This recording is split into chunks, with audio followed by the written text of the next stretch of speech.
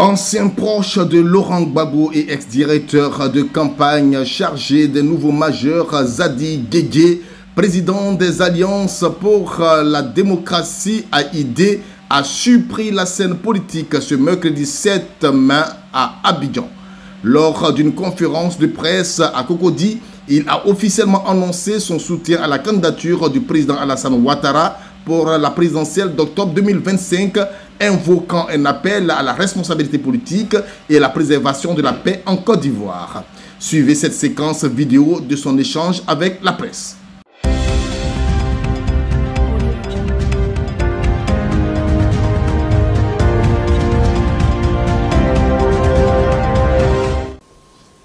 Oui, dans ce pays-là, nous ne sommes pas nés.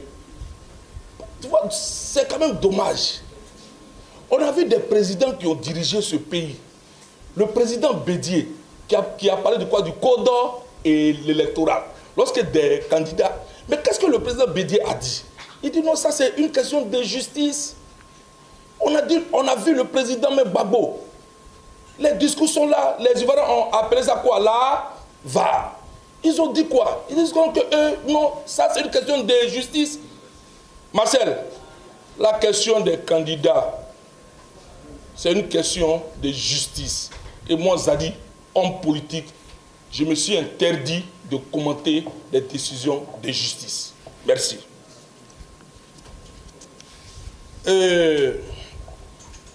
Clément,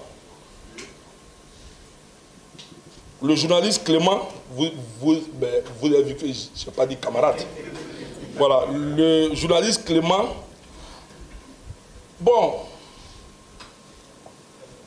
tout ce que je dis là, c'est bien pour consolider la réconciliation. Tout ce que je viens de dire ce matin, il n'y a pas un mot déplacé pour que ce pays-là brûle. Parce que, vous voyez, nous sommes tous des acteurs politiques. Est-ce que quand tu viens et que tu demandes aux acteurs politiques que ce pays-là a tellement souffert, ayant un langage courtois, ayant un langage modéré, ayant un langage de paix, tout et tout, moi, je vais résumer pour ne pas trop... Je pense que le discours que tient Zadi Guégué est un discours cohérent et je ne vois pas où le discours que je tiens va incendier le pays. J'ai dit non. Le discours, en tant qu'un acteur de la politique, en tant que celui qui s'est inscrit résolument dans le processus de paix et de réconciliation, tout ce que je dis, tout ce que je répète ce matin ici, c'est un discours pour éviter un chaos à notre pays. C'est un discours pour que le pays-là ne brûle pas. C'est un discours pour qu'on puisse compter des bulletins que de compter des morts. C'est un discours pour qu'on puisse laisser des Ivoiriens vivre que d'envoyer ces jeunes-là à l'abattoir, qu'on puisse manipuler ou instrumentaliser ces jeunes-là. Donc ce n'est pas un discours pour venir incendier le pays. Mais merci bien. Le journaliste Conan, il dit, est-ce que le président Alassane Ouattara m'a dit qu'il veut être candidat? Conan, pourquoi tu veux que Ouattara me dise qu'il soit candidat? Ça c'est une question même qu'on ne doit même pas poser. Pourquoi? Mais parce que le candidat Alassane Ouattara, vous voyez, souvent dans ce pays-là, devant tout le monde, je voudrais vous dire, dans ce pays, ce qui fatigue la plupart d'une catégorie des Ivoiriens. Quand on voit quelqu'un qui travaille pour le pays, quand on voit un homme politique organisé, structuré, un homme politique qui va à l'essentiel, qui n'est pas éparpillé, on trouve, quand quelqu'un le dit, il faut ce type-là, on trouve que c'est un vendu. C'est quelqu'un qui est acheté. Oui, tout à l'heure, il y a un qui a dit, est-ce que c'est pas pour qu'il sèche, c'est pas pour que, voilà, une place au soleil. Mon frère, moi, je suis déjà au soleil depuis ma naissance. Voilà, donc moi, je ne cherche pas de place au soleil. Voilà, ceux qui cherchent une place au soleil dans ce pays, mais c'est ceux qui disent trop, c'est trop. Ceux qui cherchent une place au soleil dans ce pays, c'est ceux qui disent trop, c'est trop. Trop, c'est trop. Et qu'on casse, on brûle, on casse maison des gens. on brûle les maisons des gens. C'est ceux-là qui cherchent une place au soleil. Parce que nous sommes fiers d'aller en Europe. Nous sommes fiers. Quand on arrive en France, nous sommes fiers. On regarde l'Europe. Waouh, que l'Europe est beau. Waouh. Mais l'Europe s'est construite. L'Europe a pris le courage. La Côte d'Ivoire, il faut des hommes courageux pour que ce pays-là se développe. On voit un ministre, le ministre gouverneur du district d'Abidjan. Je ne dis pas que c'est une bonne chose d'aller casser une maison pour le laisser un Ivoirien dehors. Mais vous voyez, souvent, il faut aller en profondeur. La plupart, oui, il faut aller en profondeur.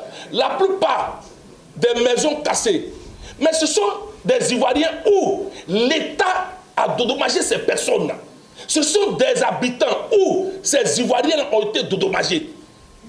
Mais il y en a qui ont laissé leur maison là. Ils ont mis ça en location parce qu'ils ont reçu un courrier leur demandant de quitter là. Et ils se sont allés vivre ailleurs. Ils sont allés habiter ailleurs. Mais l'État qui veut le développement, l'État qui veut construire, l'État qui veut rendre ce pays-là beau, mais on vient, le minimum, l'humanisme, on adresse des courriers.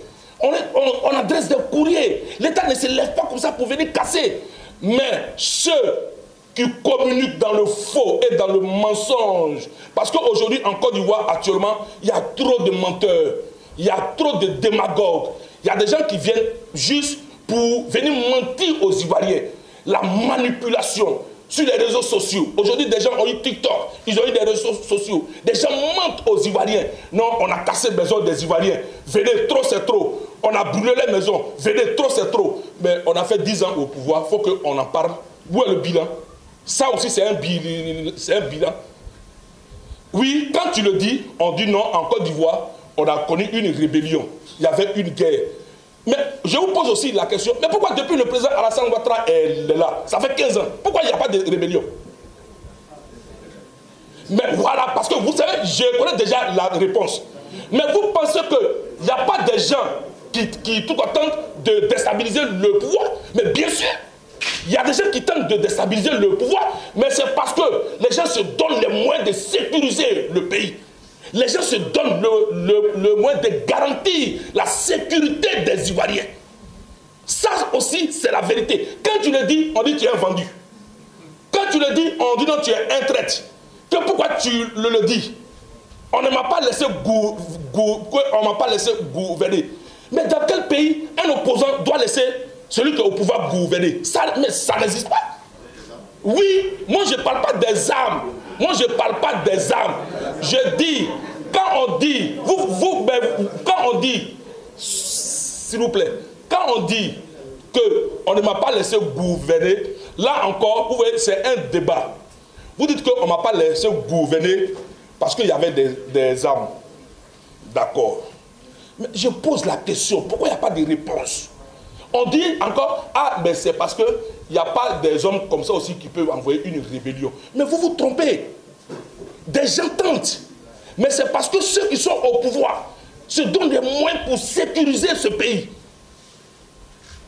Maintenant, quand quelqu'un vient te faire une rébellion, et que la personne a tes armes, et que la personne a des armes, excusez-moi. Mais quand la personne a des armes, mais tu as fait le choix de discuter, c'est une bonne chose pour que le pays là retrouve la stabilité. Mais en toute humilité, il faut reconnaître tes erreurs. C'est pourquoi moi je dis, aujourd'hui, c'est avec fierté devant tout le monde que je n'appartiens plus à ce camp. Un camp qui n'est pas capable d'appeler à un bilan après la riposte électorale. Un camp où il y a eu beaucoup de morts. Oui, je le dis, du combat à la réconciliation. J'ai été directeur de campagne chargé de la coalition des nouveaux majeurs pour la réélection du candidat Laurent Gbagbo. Nos amis sont morts. Nos amis sont morts. J'ai été un acteur. Nos amis sont morts. Il y en a encore qui souffrent. Je suis à cette conférence. Je peux vous montrer ici. J'ai pris une balle au pied. C'est une réalité. C'est factuel. Ça est là. Ici. Là. C'est factuel. D'autres sont morts. C'est pourquoi, quand tu es un père de famille et qu'on a vécu une telle crise dans ta famille, quand tu reviens dans la cour familiale, tu cherches à savoir si tous tes enfants sont réunis. qui est absent, qui n'est pas absent. Puis tu fais un bilan. Attends n'est plus. On va consoler la famille. Vous voyez, c'est en politique qu'on trie des morts. C'est en politique qu'on trie là où on peut aller dire Yako. Là où on ne peut pas aller dire Yako. C'est quelle manière de faire cette politique? Ce camp-là, je refuse aujourd'hui et je refuse demain. Je préfère un camp où les gens se donnent les moyens de sécuriser le pays pour penser à la stabilité de ce pays, au développement de ce pays, au bien-être des Ivoiriens. Que ça plaise ou pas, c'est une réalité. C'est une réalité. Parce qu'aujourd'hui, dans tous les corps, il y a des partisans, même parmi des journalistes. Dans tous les corps. Et ça, c'est de bonne guerre.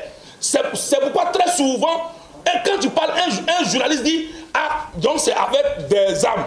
Mais quand tu ne veux pas que ça soit avec des armes, donne-toi des moyens pour que des rebelles ne viennent pas attaquer ton pays. Donne-toi des moyens. Quand on te dit, des gens sont au Burkina en train de s'organiser pour venir attaquer ton pays, tu te donnes tout comme moyen. Comment vous pouvez comprendre cette légèreté d'avoir un gouvernement où les rebelles rentrent dans la nuit du 19 septembre 2002 à Abidjan et ils arrivent à sortir d'Abidjan pour se retrouver au nord de la Côte d'Ivoire? Quand tu le dis, on dit non, mais on pouvait faire quoi? C'est la légèreté. Et ça montre que on a eu tort de confier la Côte d'Ivoire à ces personnes-là. Je le dis avec beaucoup de courage, que ça plaise ou pas. C'est pourquoi moi, ici, ce matin, je dis, pour répondre tranquillement, moi, je ne cherche pas à être au soleil. Le plus important, c'est le débat, le développement de la Côte d'Ivoire. Merci. Effectivement, vous êtes en retard. J'ai déjà répondu à cette question, mais ça ne m'empêche pas rapidement.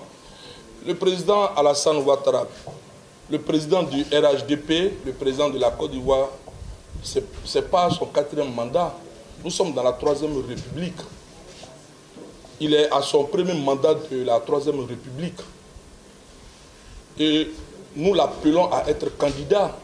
S'il accepte d'être candidat, il fera son 2e mandat de la 3e République. Ce n'est pas un 4e mandat. C'est un 2e mandat de la 3e République. Ce discours-là, c'est un discours populiste. Ce discours-là, c'est une catégorie de l'opposition qui tient ça. Pourtant, ceux qui tiennent ça aujourd'hui, mais ils étaient le président Ouattara. Quand on votait cette constitution, quand on modifiait cette constitution, ils étaient avec le président Ouattara. Merci bien. Bon, je vais conclure. Je voudrais ce matin dire merci aux présidents qui ont effectué le déplacement, dire merci aux militants de l'Alliance des Ivoiriens pour la démocratie, dire merci aux journalistes qui ont effectué le déplacement. Que Dieu vous bénisse.